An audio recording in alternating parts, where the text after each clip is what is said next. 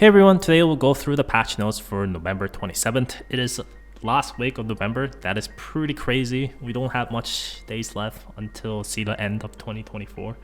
So it has been pretty crazy year and we are here again. But anyways, let's just go through the patch notes and talk about what they have here. First of all, we have Squad Tournament Season 1, and unlike the season we had, which was the beta season, now they actually have a casting ban system implemented as well. So casting ban will go for first few days, I think, so you can choose which character you want to ban here and there.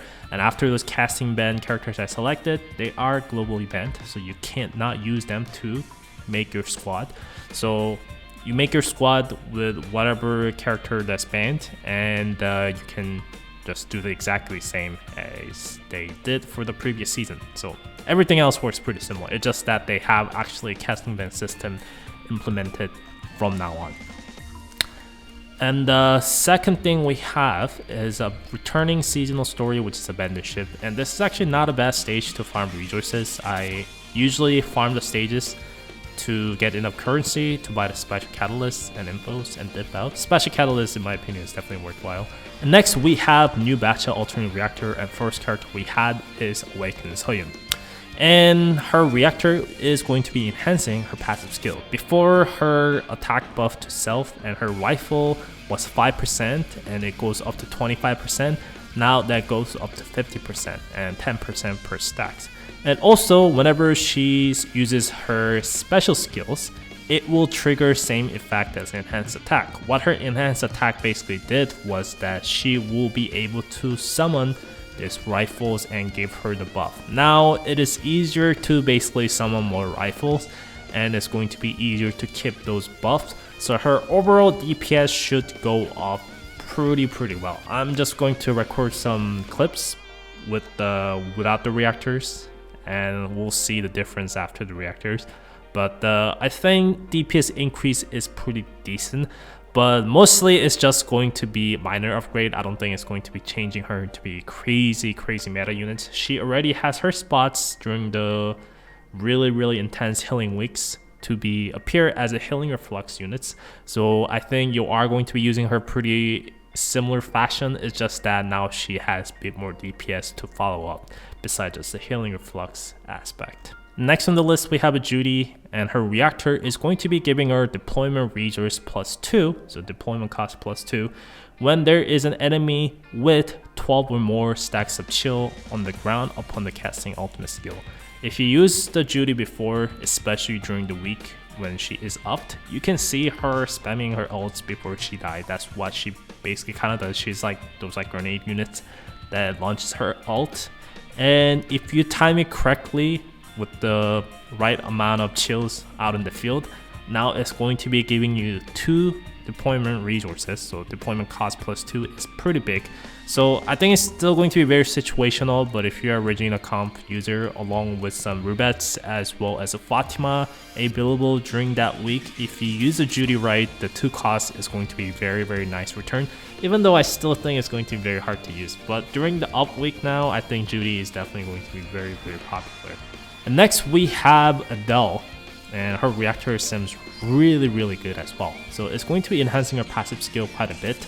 Upon a death of the creature summoned by Adele, it's going to be giving her anti-soldier as well as corrupted damage and some attack speed boost, and it's going to be -1 stack every 5 seconds. So whenever her summons die, she's going to be getting those buff.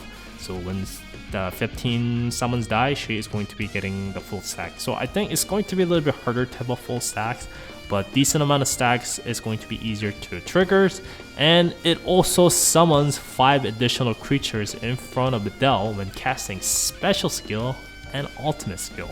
I think that is the key part. You are going to be having so much summon appeared on the field with Adele, I think, especially against the soldier units, because she does still do pretty good damage against the soldiers, and I think Felix week is going to be much harder to come by due to Adele. Like, Adele already is actually pretty good counter against the Felix, because she will almost guarantee one clap the Felix's summons that summons in the back, and Adele's going to snipe that and summon her creatures.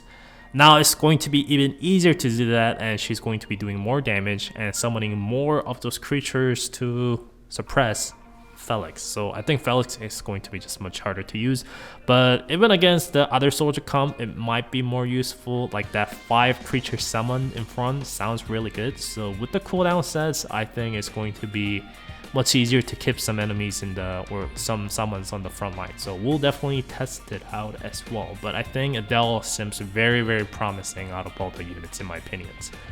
And the last character we have is a Galahad Reun, and I think he's very underwhelming units. But with this reactor, I think he could be actually pretty good units. First of all, his special skill cooldown minus 8 second upon a passive skill activations. That is pretty good because his special skills will permanently increase his HP by 10%, which can stack up to 50%. So more chance to trigger that is really, really good. So I will say that's big plus. Second part is that it's going to be enhancing passive skill ability as well. Healing extort will be changed from 20% to 50%. So that's going to be less healing for the enemy defenders, supporters, as well as striker units, which will be added with the reactor ability as well. He gets decent amount of damage res already from his passive skills, so I think there is definitely a potential with this character. It's still 4 costs, but it's a matter of how fast he can trigger his passive skill. I think this will be actually a great character once again against the Felix, because Felix actually does a decent amount of multi-hits. Because her summons are keep attacking and stuff, and the Reun should be able to tank that pretty well and should be able to keep triggering his passive skills and able to stack up his HP increasing buff with the special skill cast. So everything considered, I think he could be pretty good, but still it's a 4 cost unit, so I don't know. I think he needs some additional buff beside that. Maybe if he was a 3 cost, I think then he could be a like OP level character. But he is definitely way better than what he used to be. But like I said, he has a lot of decent ability here and there. It's just not enough to push it. Other than Judy, which is very situational and really hard to trigger, I think they all got pretty good general buff and probably not enough to be best meta characters. But I think they're way, way better than what they used to be.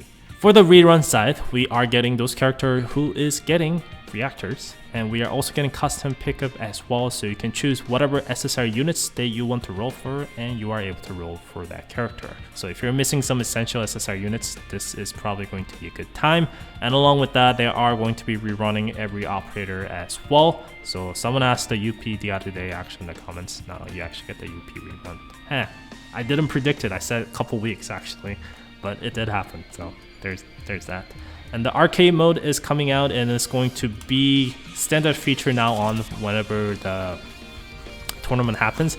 Basically, with this arcade mode, you can test out the whatever tournament setup you want to set up and see if it works well against opponents. Of course, a lot of people are probably just going to be running this to farm Galahad point easy, but this is kind of your sort of way to kind of figure out how to set up a team and see which one work against the others. It's actually a pretty good way to spend time and a good way to drain out the Galahad points, and also help you able to set up which team you might want to be using for the tournament mode. Also, maybe the character you want to bet, because you will run into many characters in the first few days. You're like, okay, I'm definitely betting this character, and think about the others and such.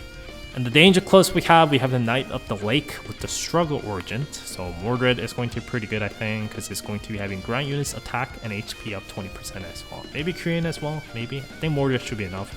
Maybe Eve to get burst damage. No, probably not possible, but that should be pretty good, because the air unit attack speed minus 60% is definitely not a downside.